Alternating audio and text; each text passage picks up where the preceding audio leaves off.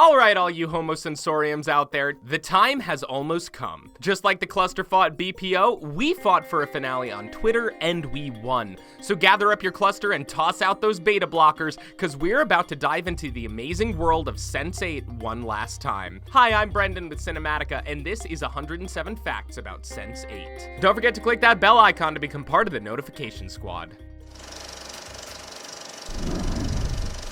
Sense8 is an original sci-fi drama TV series that focuses on a group of 8 people from all over the world who become connected after experiencing a shared violent vision. They can experience each other's senses, communicate telepathically, and sometimes even take over each other's bodies in moments of intense emotion, like when one of them is in danger or when they're having sex. Yeah, it's pretty intense. They soon discover that they're being hunted by an evil corporation who aims to eliminate their kind. The show first aired on Netflix on June 5th, 2015. Despite developing a super loyal fanbase, Sense8 was cancelled after only 2 seasons, having received mixed reviews on the whole. But after a massive outcry from its cult following, a la Firefly, and the hashtag #RenewSense8 campaign on Twitter, Netflix announced a Sense8 special which would wrap up the storylines and allow fans to say their goodbyes to the characters on the show. This special aired on June 8th, 2018. But before there could be a finale special, there had to be the show itself. And before there was the show itself, there was the ultimate sci-fi A-team. The Wachowski siblings, you know, the masterminds behind the Matrix franchise, Bound, Cloud Atlas, V for Vendetta, and Speed Racer,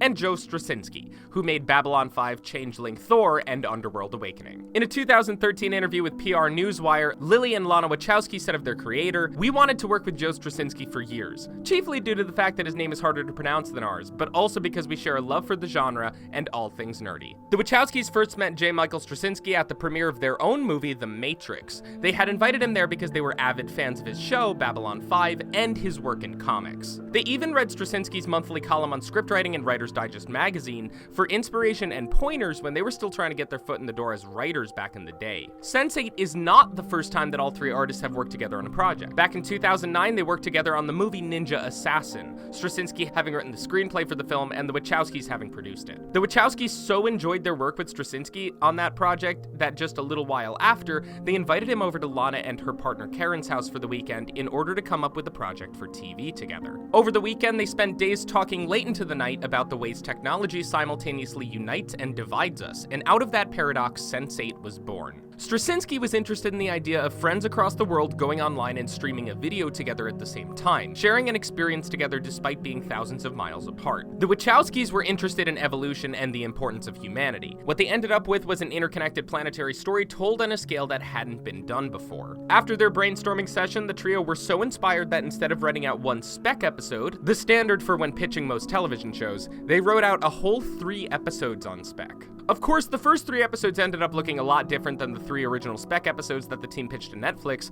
but the essential spirit of the show remained the same. In 2012, when they went to shop their new show around to producers in LA, their first meeting of the week was with Netflix. In an interview with IndieWire, J. Michael Straczynski said of pitching the show to Netflix, "It was the weirdest pitch. Usually you're pitching the action things or the stuff that are very commercial. We're talking about gender and identity and secrecy and privacy, and figured, yeah, we probably blew this." The Wachowskis were adamant about not compromising on their vision. Lana Wachowski said that when they pitched Netflix, the trio was like, "We're only interested in doing this. It's going to be so hard, it's not very much money. We're only interested in it if we can do anything." And I mean anything, like crazy psychic orgies with all sorts of different bodies. They even mentioned wanting to do a live birth during an episode, which plays out in episode 10 of the first season. But Netflix was into the strangeness that the series promised. They called the Sense8 team back right after lunch the same day they pitched and said, "We're buying this. We're taking it off the market. We're straight to series. Go, prep." If Netflix seemed a little quick on the draw, it's for good reason. Netflix had just hit it out of the park with season 1 of Jenji Kohan's adaptation of Piper Kiernan's memoirs,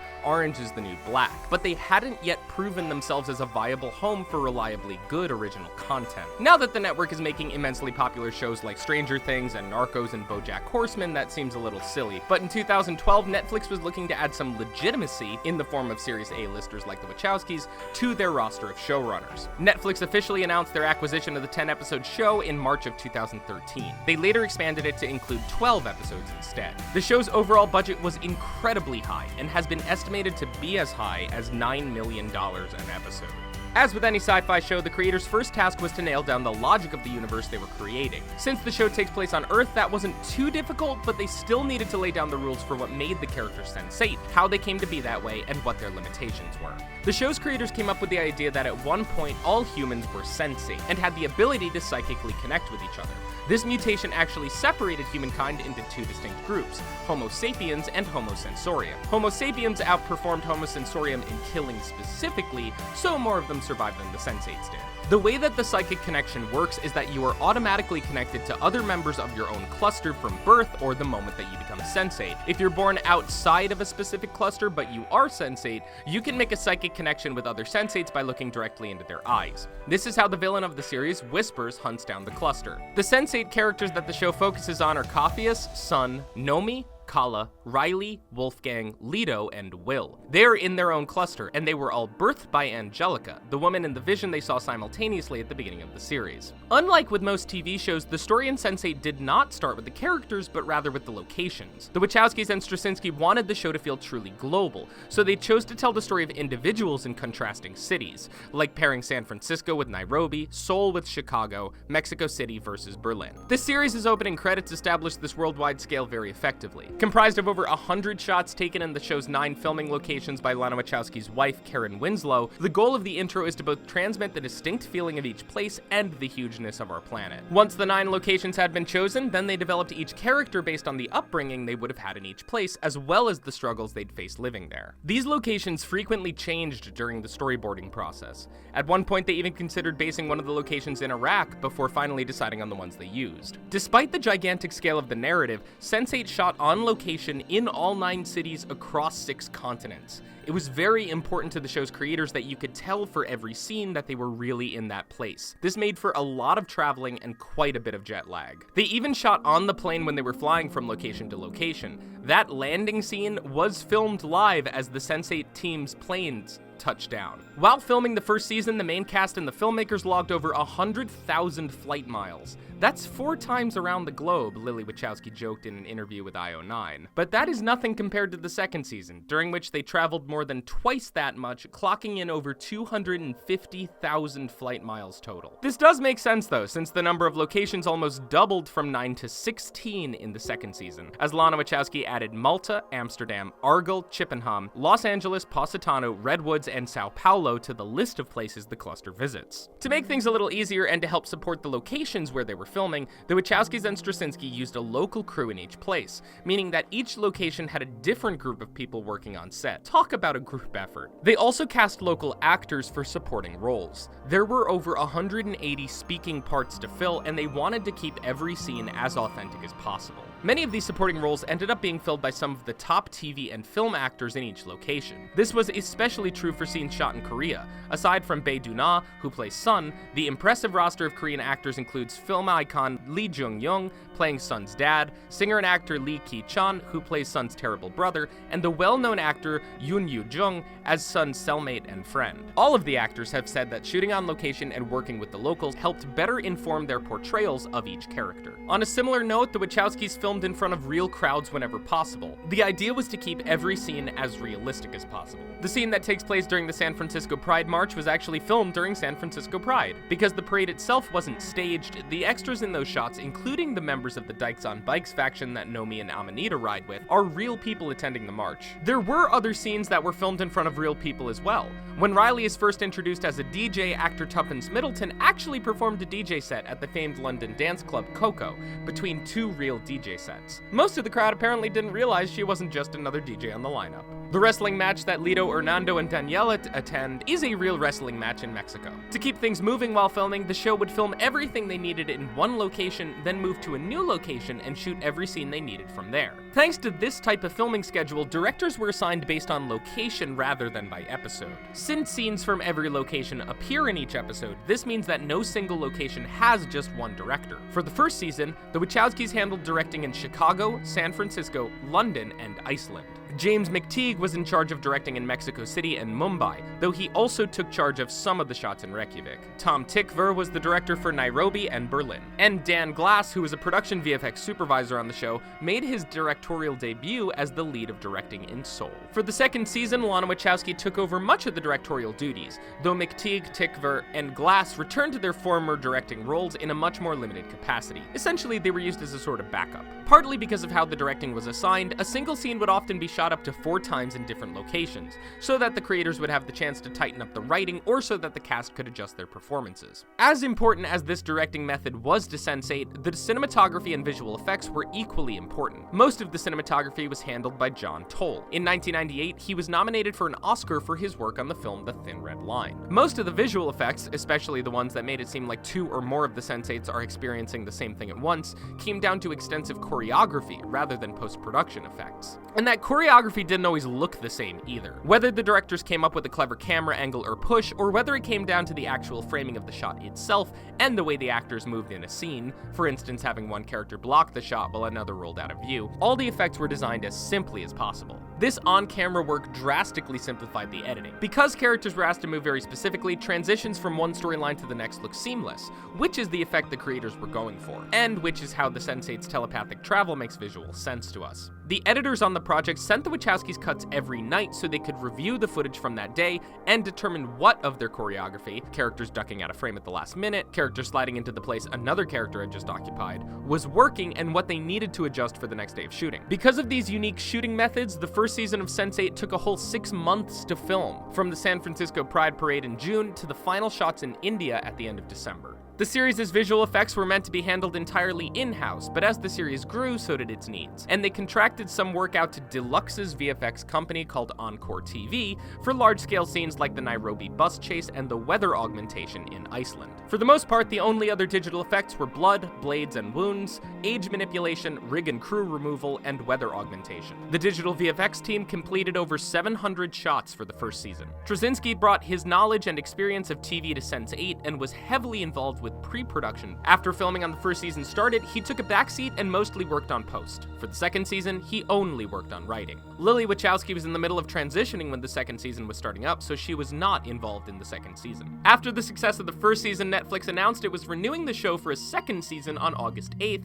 which is the cluster's birthday, or the day they became Sense8 and inextricably linked. But none of these cinematic feats could have existed without the stellar performances of the show's main cast. According to Straczynski, he and the Wachowskis wanted each of the characters to be so engaging and deep that it felt like each of them deserved their own series. That it should be the relationships on the show, like the one between Nomi and Amanita, between Will and Riley, or between Coffeus and his mother, rather than the sci-fi aspect that should be the drawing factor for their audiences. So not only did they seek out actors based on their nationalities, they tried very hard to have the backgrounds of the actors they cast line up with the backgrounds of their characters, but they also based their ability to channel intense emotion. One of the first actors the Wachowskis approached about a role was film legend Daryl Hannah. You might recognize her as Elle, the one-eyed nurse with the fearsome whistle in Kill Bill, or better yet, as the replicant Triss from the original Blade Runner. But here she was tapped to play Mr. Whispers, the show's villain, who was originally going to be androgynous. But then after talking a little bit with her about the role, the Wachowskis decided they had a different part in mind for Hannah, which is when they developed Angelica. Hannah has an immense respect for the Wachowskis as filmmakers, and she says in an interview with IndieWire that when they told her about the new part, I didn't even know what it was, but I already wanted to do it. Hannah also believes that the Wachowskis are like real-life Sense8s, and that working with them made her more intuitive on set. She says, quote, "We became Sense8s with them. We start intuiting because they don't necessarily verbalize everything." While on set, Hannah taught fellow actress Jamie Clayton, who plays Nomi, how to ride a bike, and the two of them would often rent bikes while on location and go explore together. Jamie Clayton was so excited for her role as Nomi. Quote, "To be able to be on set with somebody who is trans, who is directing me, who has written this part of a trans character was a dream come true," she said in an interview with Collider. Jamie Clayton and Brian Smith, who plays Will, were the first two to audition for their respective roles. Nomi's girlfriend, Amanita, is based off Lana Wachowski's wife, Karen Winslow, and is played by Freema Agyeman of Doctor Who and Torchwood fame. During the scene when Nomi ditches the bike she's escaping from the police on in order to jump into a smart car, she realizes she can't drive. Interestingly enough, Jamie Clayton, the actress who plays Nomi, never learned how to drive either. I guess it's a good thing she can count on Coffeus to jump in the driver's seat. Amal Amim, who who plays Capheus, did his own driving in the Van Dam. Once, the Nairobi police stopped him, and the show creators had to step in and explain what was happening. After an intense and drawn-out conflict between Aml Amim and Lana Wachowski during a Season 2 table read, Amim was fired from the show and replaced by Toby Onwumere. Officially, the reason for his departure has been stated as creative differences, though some speculate that the issue came down to Amim's transphobia. Onwumere was cast within the span of a single week. He got the appointment for the audition on Monday, auditioned on Wednesday, and was asked by the creators on Wednesday night to fly out to Mexico City for production. Onwumere's first appearance is in the first episode of the second season, which was released as a Christmas special in December 2015. The episode even made a subtle reference to Capheus' recasting. Capheus' friend says to him, "Speaking of faces, I must say you're looking a little different these days," to which Capheus, clearly played by a different actor, replies, "New barbershop." Sun is played by Korean actress Bae DOONA, who lives in Seoul just like Sun does. When the crew was filming there, she took them on guided tours to her favorite spots in the city. Before she met the Wachowskis, Bae DOONA was not a very physical person, but after the siblings cast her in roles for Cloud Atlas and Jupiter Ascending, where she needed to learn how to fight, they tapped her as the perfect person to play the kickboxing master Sun in Sense8. During her time on the cast of Sense8, Bae DOONA trained with a personal trainer every morning and evening to get stronger, in addition to the 3 hours she spent on set each day with the stunt team. Tina Desai, who plays Kala on Sense8, was a model and a Bollywood star before her turn on the show. Before the first season of the show premiered, Desai was worried that her Indian fanbase might not react well to the show's racier elements, like that whole cluster orgy thing in the middle of the first season. Desai also worried that the show was a little too out there for Indian audiences, which she says typically are not interested in science fiction shows. However, one aspect of her character Kala's storyline that she knew people in her home country would find relatable was her struggle to decide whether to be with Wolfgang, who she loves, or with her fiancé Rajan, with whom she has an arranged marriage. Wolfgang is played by German actor Max Reimelt, who had starred in several German movies like Freefall, Before the Fall, and The Wave before his turn on Sense8. Reimelt says that his character's on-screen relationship with Kala, played by Tina Desai, was easier and more believable because they like each other in real life, and they have a kind of chemistry already. Desai says the same, and adds that it's easy for her to pretend to like the bad boy, since that's already her own type as well. According to QueerT.com, several of Reimelt's fans noticed a major difference in his appearance between Freefall, which came out in 2013, and Sense8, which came out 2 years later. There's an ongoing debate as to whether Reimelt got circumcised for the role of Wolfgang, since he appears to be au naturel in his earlier movies. Reimelt is a huge fan of The Matrix and was originally interested in the project for the opportunity to work with the Wachowskis alone. Miguel Angel Silvestre, a 33-year-old Spanish actor best known to American audiences for his supporting role in Pedro Almodovar's 2013 film I'm So Excited, plays Lito, the sensitive, star-studded Mexican actor who is struggling with whether or not to come out of the closet in the first season. Don't worry, he's out and proud by the second. Sense8 is Silvestre's first American role, and on his first day, he was asked to film that steamy orgy scene with the other Sense8s. However, this was no challenge to him. He got along well with everybody on the cast, and he isn't shy when it comes to being on camera. The only task that daunted him, firing a gun on set. Both Silvestre and Alfonso Herrera, the actor who plays Lito's boyfriend Hernando, identify as straight, though the actress who plays their friend and sometimes side piece Daniela, Erendira Ibarra, is proudly bisexual. American actor Brian J. Smith, who plays Lieutenant Matthew Scott in Stargate Universe, plays the role of Will Gorski, a dedicated policeman from Chicago. Smith has said that joining Sense8 cast was one of the best decisions of his life. In an interview with TV series Hub, he says, "Sense8 wasn't a career decision, it was a life decision." Smith is an actor who is very active in the theater as well. He got the audition for Sense8 after riding home from his role in the 2013 Broadway premiere of The Glass Menagerie with Sense8 casting director Carmen Cuba. He and Tuppence Middleton, who plays his character's love interest and fellow Sense8 Riley, were the only two actors of the cluster to film in all 9 shooting locations during season 1. Smith says this closeness helps their on-screen chemistry. Tuppence Middleton, like Smith, is also a sci-fi vet, having since her turn as Riley in Sense8 had roles in Black Mirror, Electric Dreams, and the Wachowskis' unfortunate flop, Jupiter Ascending. In real life, Middleton suffers from OCD and finds that acting in a role helps her control her symptoms. At the Sense8 Season 1 premiere in San Francisco, a local reporter asked Middleton who she would be psychically connected to, and she responded by naming Leonard Cohen, her cat, and the Queen. Pretty lofty aspirations. As I mentioned earlier, despite glowing reception from fans, the beloved show was canceled after the second season. Netflix never gave an official reason for the cancellation, but the decision probably had something to do with the lukewarm reaction from critics. Many critics called the show complete nonsense and utterly confusing, even as they lauded the show's progressiveness and heart. When Netflix originally refused to give in to fan pressure on Twitter, all hope seemed lost, and Lana Wachowski says that she sank into a deep depression for a time. And that about wraps us up. I'm Brendan, and thanks for watching 107 Facts About Sense8. What are you excited to see in the finale special? Comment below and let us know. Keep an eye out for other videos about your favorite TV shows and movies here on Cinematica.